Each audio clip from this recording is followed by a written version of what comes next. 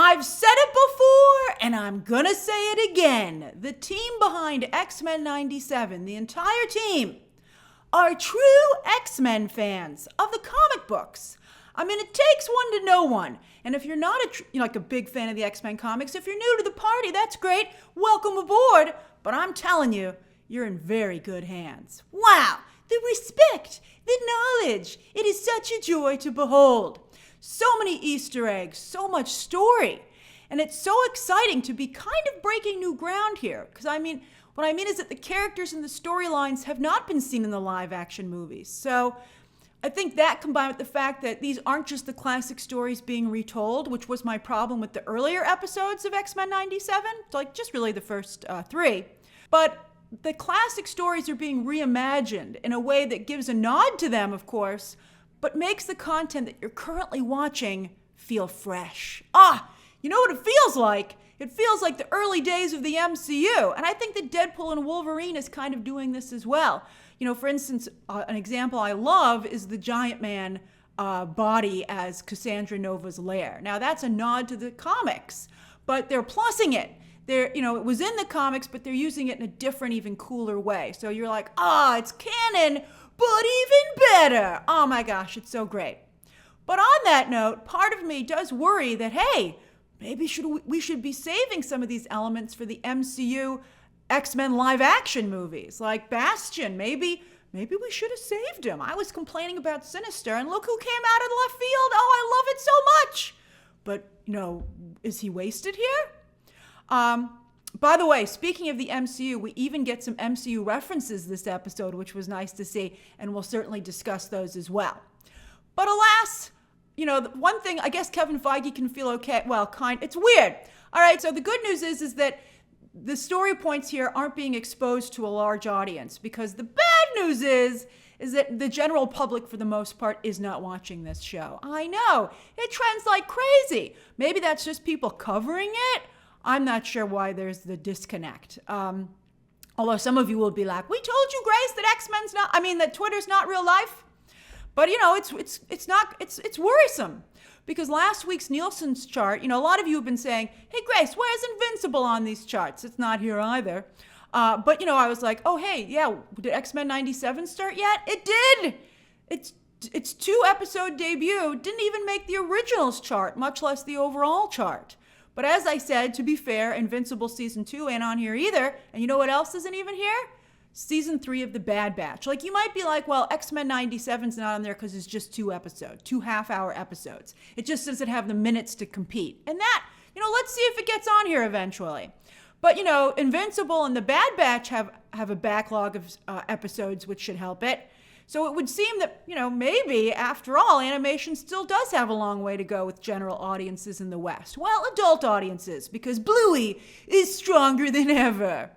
But, I was all like gung-ho on animation for adults. And, the Spider-Verse movie did really well. So we'll see. But, this is discouraging, because this is great content. So that makes X-Men 97 maybe like a testing ground for the live action movies, maybe, and also just making X-Men fans very happy. I hope maybe what they're spending on the show, is a good comparable amount for the happiness of X-Men fans. And we can only hope, by the way, that the live action MCU X-Men movies are this good. Bring over this talent for sure. I think there's still a big question mark over, Beau DeMayo's future. Although some people, maybe there's not, but clearly he's an integral part of the success of this show. And this show, but again, we don't know why he was fired, so it's very hard to discuss it. All right, so Bastion. Oh, what a great choice for the real big bad in season 1. Bastion comes from the Scott Lobdell era of X-Men comics, which was an incredible run. We're talking iconic stories like The Phalanx Covenant. Oh, this stuff's so good. If you're looking for stuff to read, here it is. Onslaught, The Alternate Universe, year-long event, Age of Apocalypse. That story is what got me into comics. Oh my goodness, that's how you do a multiverse story. It's still to this day, I think, the best multiverse story that I think it's been ever done in any comic book ever. Scott Lobdell co-created Generation X, and he told a little story called Operation Zero Tolerance, OZT. So tolerance, that's a word that's gaining a lot of momentum on X-Men 97. You know, Beast used it when he was talking to Trish Tilby. Oh, a lover's quarrel? This seemed to be going so well. And then, you know, he did the emotional smackdown. But anyway, the 3-part season finale, which is coming up next, is titled Tolerance is Extinction. So, it's all starting to come together. Great voice work on Bastion, by the way. And at first I thought it was so distinct. I was like, is that you, Jimmy Simpson? Who's currently killing it, literally to some degree, on the Bad Batch right now. But you know who it is? It's Theo James. What a get! Especially because James is no stranger to voice work and animation. He voiced Hector on Castlevania, where he also did an amazing job. They should be getting the whole Castlevania voice cast into other shows. I mean, do the X-Men people also watch Castlevania? Because that would explain why this show is so good. And while Castlevania, also, if you're looking for something to watch, go back and watch Castlevania. I caught it late. You know, you guys, a number of you suggested it to me. It's incredible. It's also, speaking of adult animation, quite adult, especially as the show goes on. So I'm just letting you know. All right, so anyway, and while purple has always been Bastion's and the Sentinels' signature color, sometimes his skin has a slightly purple hue as well, as it does here, which goes along with his favorite golden oldie, Purple People Eater. I'm like, really, Bastion? You're going to play it every time we see you? Like, at first it was cute, but I don't know about every single time. But in a way, it's appropriate because Bastion does eat people, right? As he uses Prime Sentinel technology to use nanobots to basically turn unsuspecting humans into sleeper sentinels that he can activate at any time. Sometimes they activate automatically. You know, they have set protocols for when they should activate, but that's so basically, just like Trask here didn't know he was infected, you know, regular humans have no idea that they're actually sleeper agents for Bastion and can turn into Prime Sentinels. And what it does is it turns people, human beings, into, well, Iron Man, but not with a suit, biologically, their actual body. Whew! But you know what? That's a really cool idea, again, for the live-action MCU X-Men movies, because that would be a great way to loop in the Avengers, because Stark Tech, of course, towards the end, made extensive use of nanobots. I mean, maybe it's another situation where Tony was, you know, he's like, just because I can doesn't mean I should. But someone else is like, I will. And Tony gets in trouble again. Oh, but, the AI ghost of Tony Stark, I hope they get to that story point soon. Robert Downey Jr. already said he'd love to come back. But in X-Men 97, at least, it doesn't seem to me that it would be Stark Tech. And maybe it wouldn't in a live-action movie, but at least Tony would be able to understand it. Because this technology is from the future. Beast and Sinister have never seen anything like it before. But that's why Cable is here, and why Nimrod is in the opening credits sequence. A sentient AI sentinel from the future. I'm guessing Cable's future, although in the comics, Nimrod had followed Cable's half-sister Rachel Summers back from the future. A lot of time travel in the X-Men, which is one of the reasons that Days of Future Past worked so well as an X-Men movie. And I guess maybe you could say, like, if you were doing the live action, you could say that Stark Tech had been bastardized in the future. Oh, there's a really good way to loop stuff in here. I like it. I like it a lot. Now, if Prime Sentinels are on the table, keep an eye out for Karima Shaponder. I like giving you these things to look out for. These small little things. Because I was right. I told you, I gave you the heads up last week about how Emma Frost survives Genosha. We'll talk about that. But Karima was a police officer in India who was turned into a Prime Sentinel by Bastion, but who eventually had her Prime Sentinel programming disabled, but kept the upgrades and joined the X-Men. Lately in the comics, she's been villainous again, but they're always upgrading the Sentinels. And so, of course, she would be looped into that storyline. But cool character. Keep an eye out. All right, so who is Bastion himself? Well, no spoilers, as X-Men 97 is clearly going to reveal that. And they've done a great job so far with his introduction. He's one bad, effective dude. I loved it. But I will tell you that he's also a Prime Sentinel behind Operation Zero Tolerance with friends in high places like the government and the UN, as you see here. We also called this Magneto, He's Not Dead, which we knew from when Charles didn't sense his close friend's death, only Gambit's, while in deep space. We were right. Gambit, by the way, continues to have the worst luck in this love triangle. He's like, of course Magneto's still alive. Bastion has Magneto stashed away in a barber shop, right? I guess because it's got a jukebox. And also, but I'm like, dude, I don't know why it's in a barbershop. It's a weird choice. But anyway, he's got an inhibitor collar on him, which is why Bastion can use the tools in the barbershop, including a metal blade, to give Magneto a very close shave. I guess that's, he's literally waving it in his face. All right, but Gambit is definitely dead, with his funeral opening the episode. Rogue is called Cable Bright Eyes in the comics, which led me to believe Cable might be the focus of this episode. Gambit wasn't really the focus either, but one of you had guessed that Bright Eyes here might be a reference to Gambit's look, and you were correct. Nightcrawler, who's also a priest, as we've known in many different times when we've seen Nightcrawler, he presides over the funeral, while not just some X-Men are in attendance, but also the Thieves and Assassins Guild. What an Easter egg from Gambit's shady past in New Orleans. I liked Kurt's speech about how Gambit's tell was being humble or modesty. That was a real... Kurt's got a gift. But that's Belladonna, by the way, Juliet to Gambit's Romeo, with Belladonna from the Assassins Guild and Gambit from the rival Thieves Guild. Later, when she turned out not to be dead, isn't that always the way in comic books and soap operas? But she created yet another love triangle for Gambit and Rogue. Big storyline in the comics and the animated series. And heck, her attendance at the funeral might be one of the reasons that Rogue didn't show up. But Rogue also has an errand to run, an errand called vengeance. That's right, she goes all Batman this episode with Superman's powers. And it was so satisfying to see Rogue finally let loose on this show. So her first thing is to go after Gyrich, who's been moved several times it seems. But at this facility, there's General Ross, as big an asshole as ever. I thought it was a nice touch that he continued to sip his coffee while she attacked, because he felt they were safe, because this was a Hulk-level facility. But that just shows you how powerful Rogue is. Oh, I'm excited for Rogue to finally be able to be Rogue.